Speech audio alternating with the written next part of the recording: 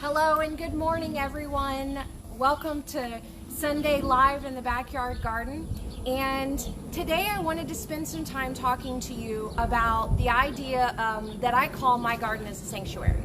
As I've been going out and working with people in their gardens and communicating more about getting folks' gardens set up in a way that is most beneficial to their household, I've been expressing this idea of my garden as a sanctuary.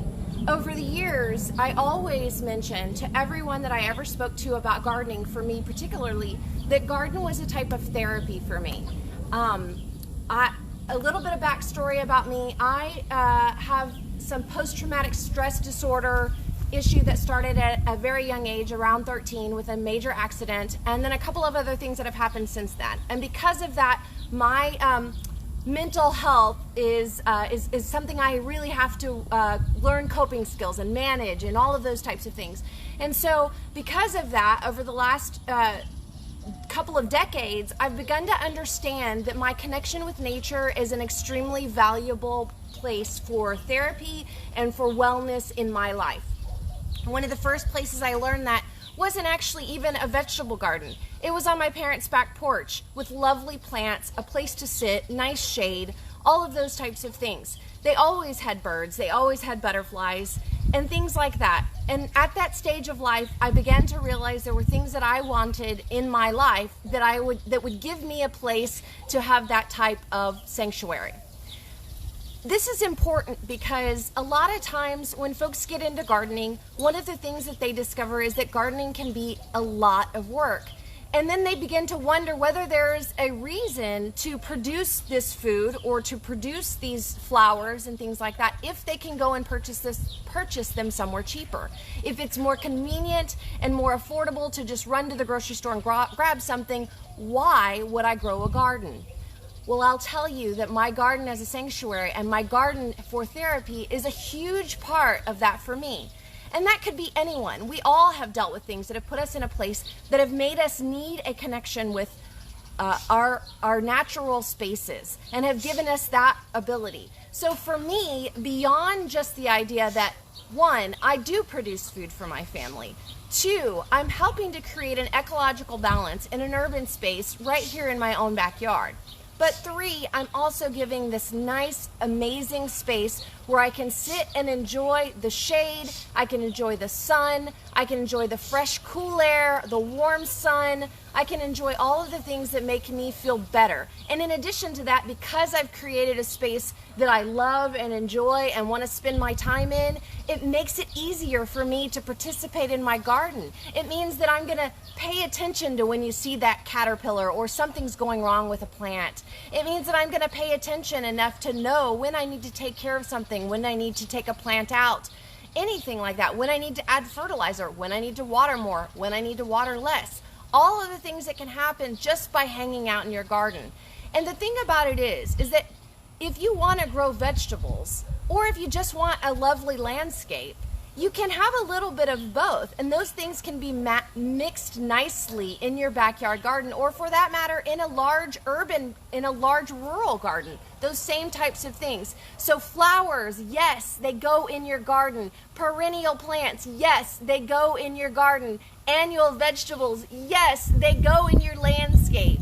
And that's what I wanted to talk to you guys about most importantly today. Now, the second thing I want to do is that it's June. It's official. And we've had a couple of weeks of good rain and our gardens are looking amazing. And there's been so much change just in the last couple of weeks in everyone's garden. My garden has finally gotten to the point of being dried out, even to the point where some of my plants are calling for a little bit of water. Thank goodness I had some rain catch so I could go over and grab some beautiful rainwater and just simply do a little bit of watering for my container gardens and all of that.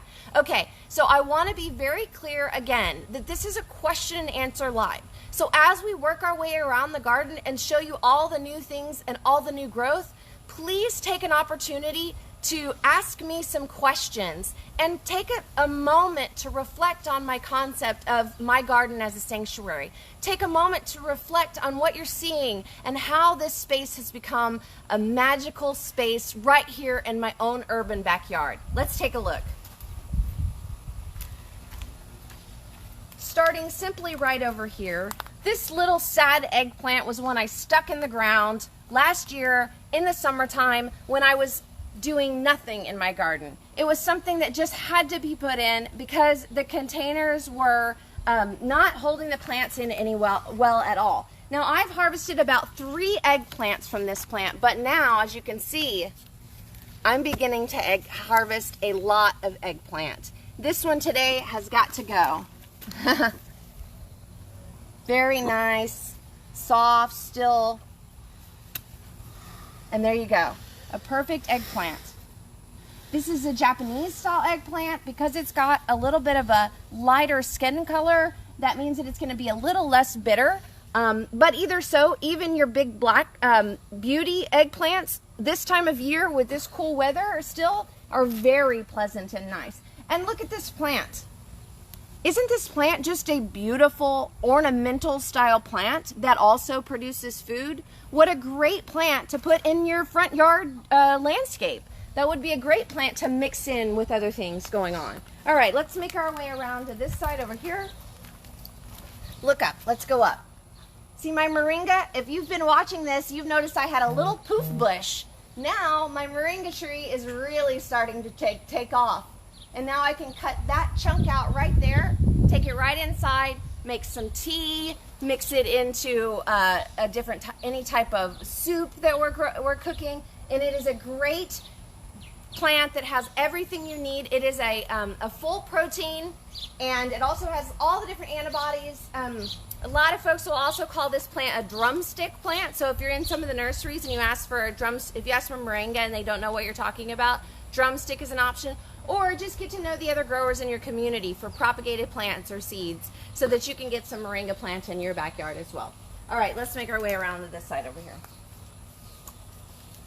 As you can see, my little marigolds are all really starting to take off now. They're all putting on seeds. This is a really important plant to make sure you deadhead it. So deadheading means I'm going to take this little pod right here off. And now I've got a handful of marigold seeds that I grew in my own backyard. So this is produce as much as this is produce. These are the types of things that in a true permaculture backyard garden, you are collecting your own seeds so that you can replant those very seeds right back in your garden again.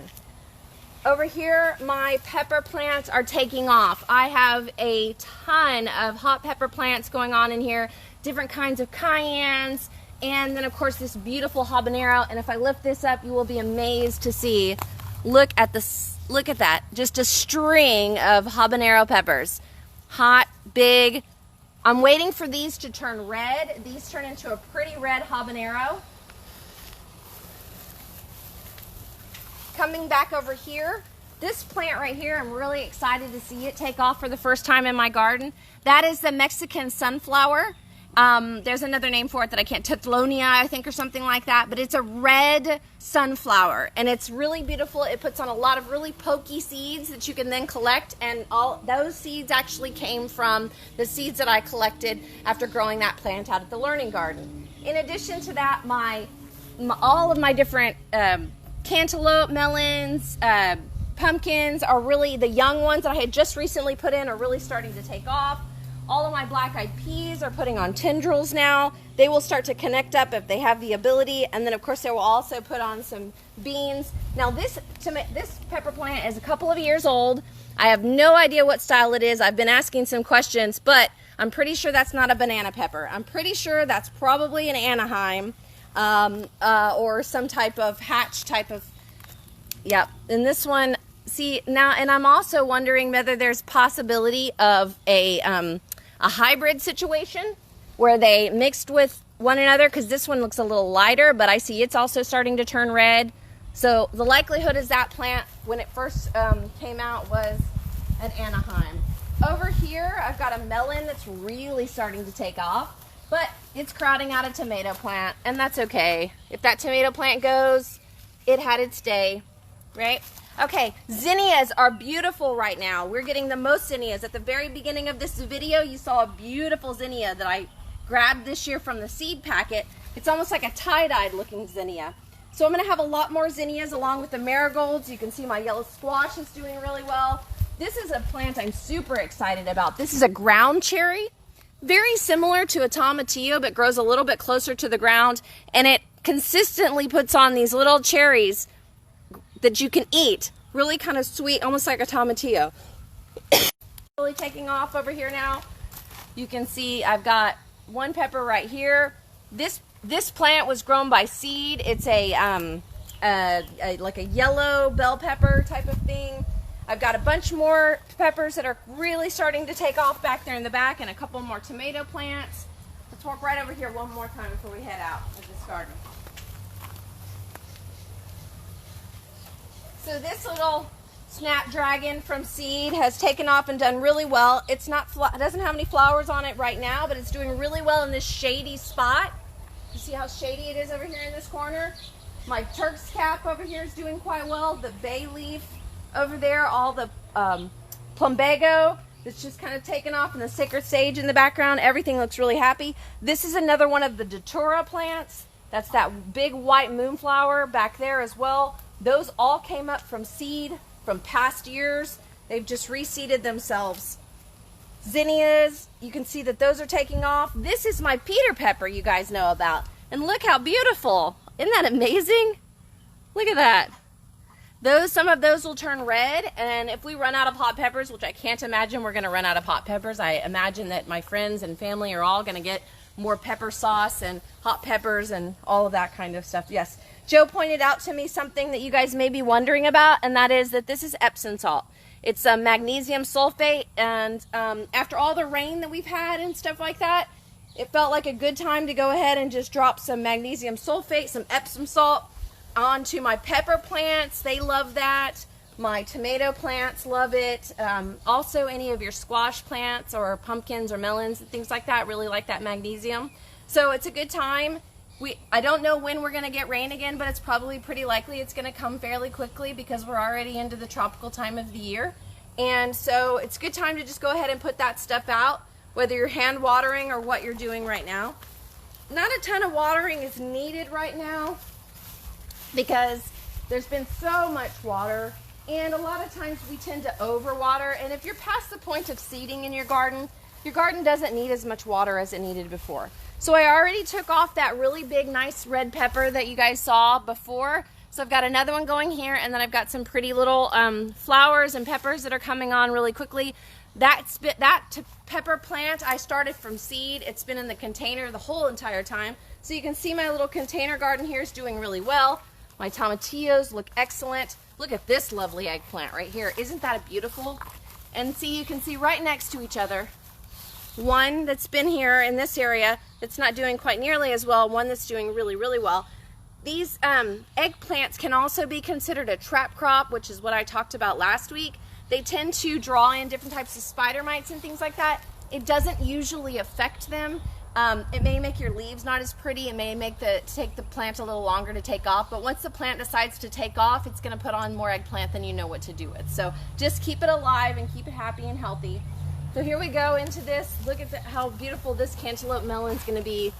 I'm going to have a lot of melons, I feel quite certain, and likely some pumpkins later in the year. You can see how this little fence line where that old tomato used to be, see I took out that tomato a couple of weeks ago. Now I've got a new little generation of plants, peppers, another tomato plant coming up right over here in a container. As you all know, this garden is really young. We put in a lot of mulch a couple of weeks ago. There's a heat difference in this particular garden because of that new young mulch.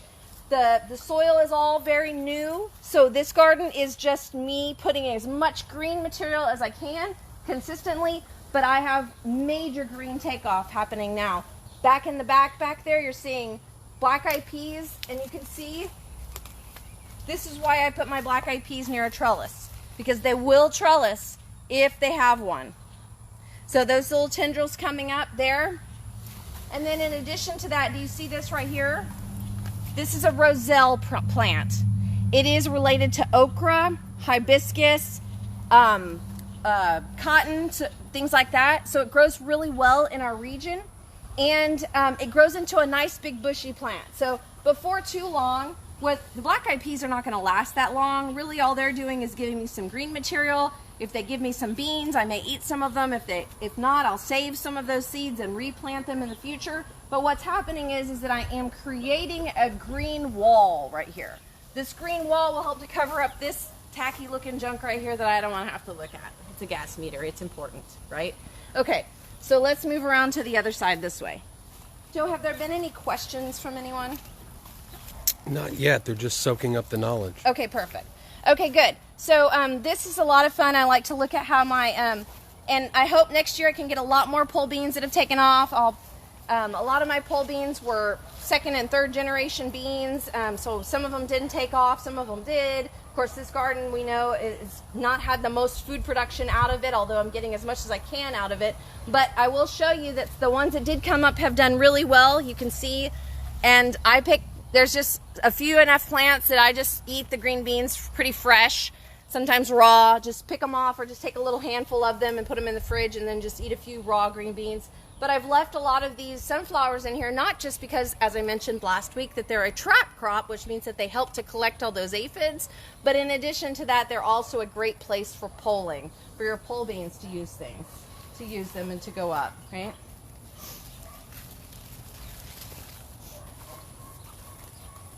Okay.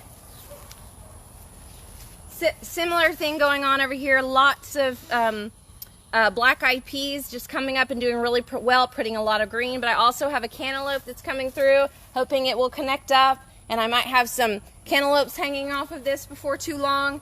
Look at this sucker though. All the way up. This is a cucumber. I'm not even 100% certain what kind of cucumber it is because I planted so many different kind of cucumber seeds over here, and some of them made it and then didn't, and then some of them did, and then you'll find as you begin to garden more and more and you put in all different types of seeds and you just enjoy and hang out in your garden, that some of the seeds that didn't come up when you originally planted them and watered them with like city water, all of a sudden after a rainfall you have new shoots, new babies coming up.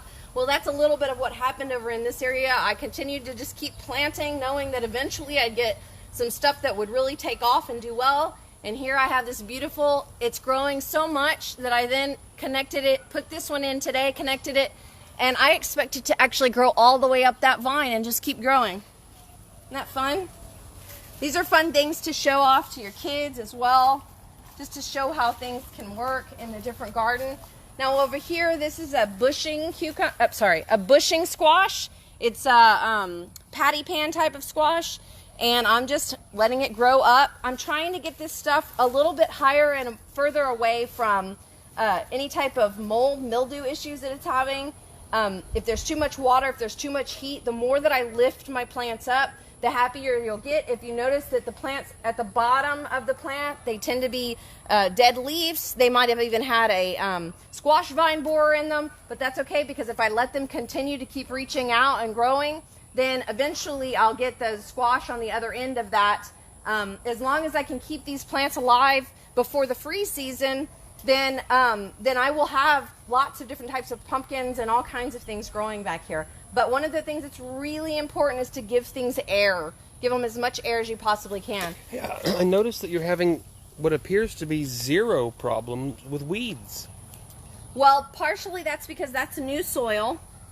It's also because I have weeded. Early when this garden first took off, all the tree weed seeds and all of the little grass weeds and stuff like that, I just popped them out. As a matter of fact, this morning I came out. This is one of the things that you'll need to watch for. As you get a ton of green growth, you'll notice that the weeds will start to come up hidden underneath that, and then before you know it, it's a big plant, and then you see the weeds. Well, sitting in your garden and enjoying your garden makes you recognize things before they become a problem. That's a huge part of enjoying and sitting in your garden. So I noticed a, what do you call those, morning glory, the vines that grow everywhere. Sometimes people plant them on purpose, and I wouldn't encourage you to do that. But if you drive around Corpus Christi, Texas, and you see a vine going up a fence line with little purple flowers or little white flowers on it, that's the vine I'm talking about.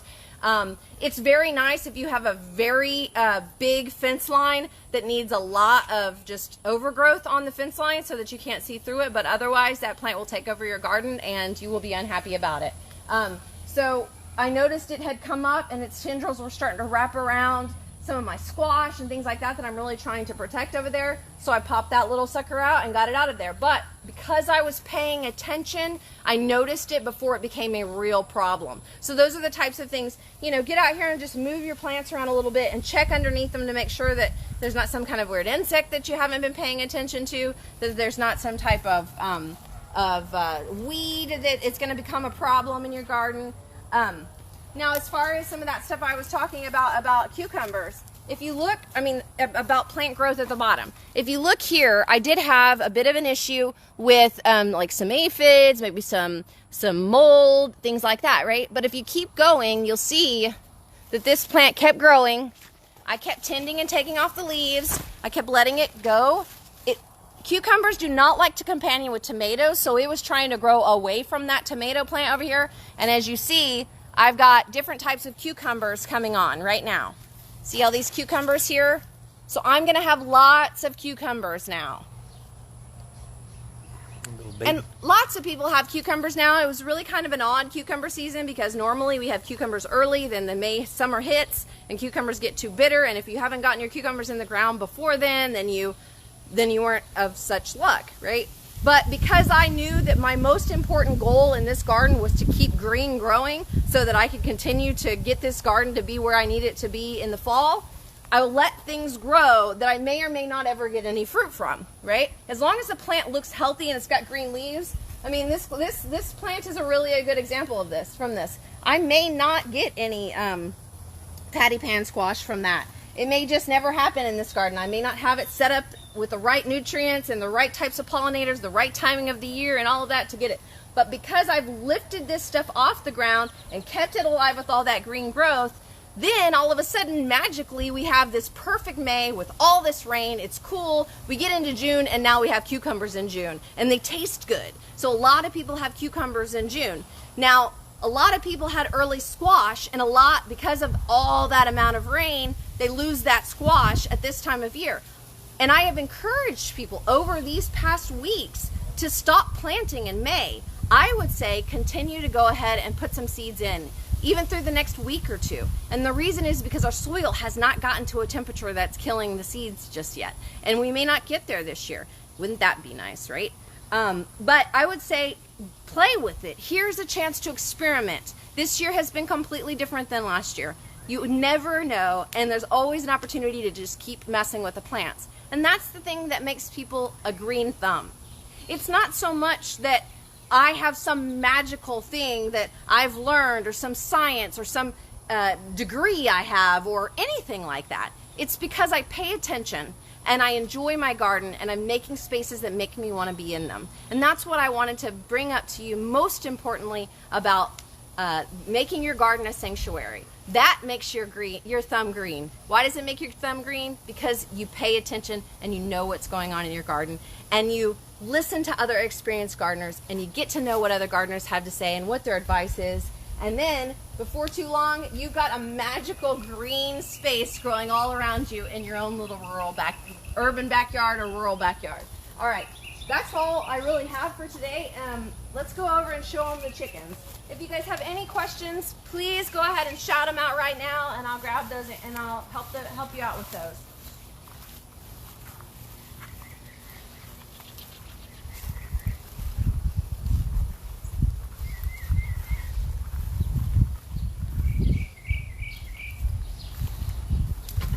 They're getting out of the sun already. See? Back there in the back. And this is their little tunnel, their habit trail.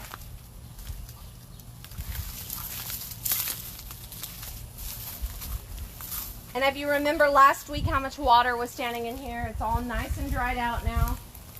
Except that if I dug down underneath here,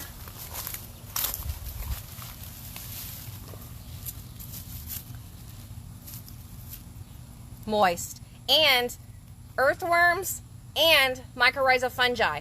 Stay tuned because next week I'm pretty certain I'm going to talk to you guys about soil health and healthy soil. All right, you guys have a beautiful Sunday, and please be sure to enjoy your spaces. The productive power of of the sanity and health that you can get, for mental health that you can get out of your own garden, is equally as important as the produce that comes out of your garden. Have a lovely Sunday.